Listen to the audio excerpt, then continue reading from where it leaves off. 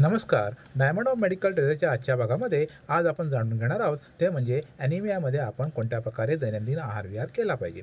यामध्ये प्रामुख्याने लोहयुक्त अन्न याचा समावेश केला पाहिजे, जसे की पालक, मेथी, हिरव्या पालेभाज्या, शेवग्याची भाजी, शेंगदाणे, बिया, मनुका, खजूर, तीळ, कडधान्ये यांचा समावेश आपल्या आहारामध्ये असावा. तसेच विटॅमिन सी आणि विटॅमिन ई आणि बीटा कॅरोटीनयुक्त पदार्थ घेणं, त्याच्यामुळे की लोहाचं प्रमाण हे रक्तातील वाढतं. त्याचप्रमाणे काळे मनुका, खजूर, अंजीर यांचाही समावेश केल्यास चांगल्या प्रकारे फायदा मिळतो. तसेच 5 ते 10 काळ्या मनुका रात्रभर पाण्यामध्ये भिजत ठेवल्या आणि सकाळी त्या चावून खाल्ल्या आणि ते पाणी पिलं तर त्याने देखील शरीरातील लोहाचे प्रमाण वाढते. बीट, डाळिंब, गाजर, लिंबूवर्गीय पदार्थ यांचा आहारामध्ये समावेश करावा. त्याचप्रमाणे एक आवळा आणि मध हे जर रोज सकाळी आपण खाल्लं तर यामुळे देखील रक्तातील लोहाचं प्रमाण वाढतं.